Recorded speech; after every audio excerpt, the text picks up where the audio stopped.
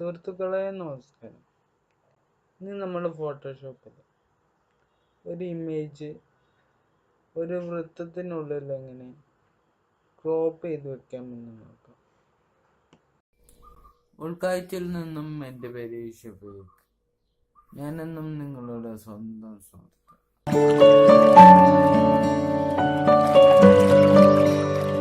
സുഹൃത്തുക്കളെ, ഇവിടെ ആദ്യം ചെയ്യേണ്ടത് നമുക്ക് വേണ്ട ഇമേജ് ഓപ്പൺ ചെയ്യുകയാണ്.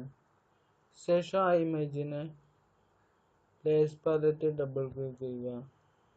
അപ്പോൾ ഒരു ന്യൂ ലെയർ എന്ന് പറയുന്ന ഒരു ഓപ്ഷൻ വരും. ഇത് ഓക്കെ ക്ലിക്ക് ചെയ്യുക. ഇപ്പോൾ അതിൻ്റെ അൺലോക്ക് പോയി കഴിഞ്ഞു. ശേഷം റെക്റ്റാങ്കുലർ മാർക്ക് ടൂൾ മാറ്റി എലിപ്റ്റിക്കൽ മാർക്ക് ടൂളാക്കുക. ശേഷം കീബോർഡിൽ ഷിഫ്റ്റ് കീ അമർത്തി ഒരു സർക്കിൾ വരയ്ക്കുക.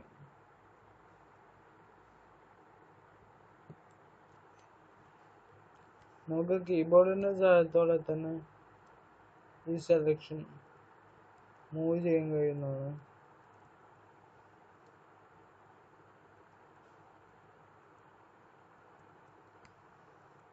ശേഷം സെലക്ട് ഇൻവേഴ്സ് സെലക്ഷൻ.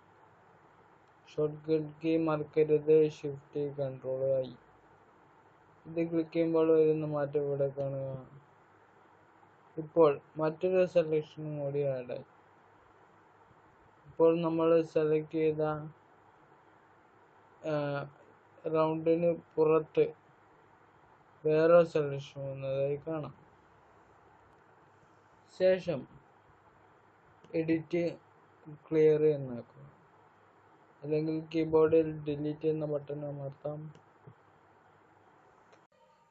തുടർന്നുള്ള ക്ലാസ്സുകൾക്ക് ചാനൽ സബ്സ്ക്രൈബ് ചെയ്യുക, നോട്ടിഫിക്കേഷൻ ക്ലിക്ക് ചെയ്യുക.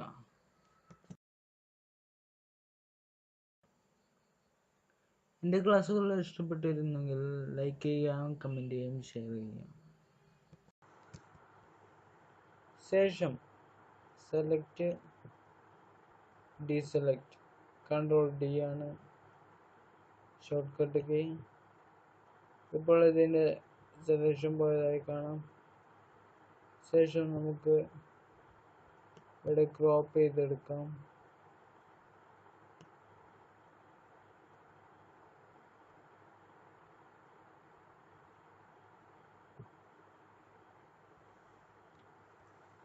ആവശ്യത്തിന് ക്രോപ്പ് ചെയ്ത ഭാഗം സെലക്ട് ചെയ്യുന്നതിന് ശേഷം കീബോർഡിൽ എൻ്റർ അടിക്കുക.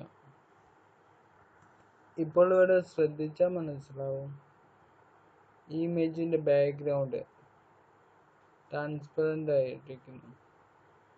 ഇത് നമുക്ക് ഇനി ഏത് വെബ് പേജിലോട്ടോ അല്ലെങ്കിൽ മറ്റ് ഇമേജിലോട്ടോ മാറ്റാൻ കഴിയുന്നതാണ്. ഇനി നമുക്കിതിനെ ഒന്ന് സേവ് ചെയ്യാം. File, save four web. ഇവിടെ നമുക്ക് PNG ആക്കാം, അതായത് PNG എന്ന ഫോർമാറ്റിലായിരിക്കും. എക്സ്റ്റൻഷൻ PNG ആയിരിക്കും.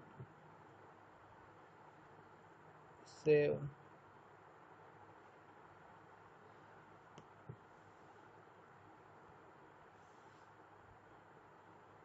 എന്ന് കൊടുക്കുക.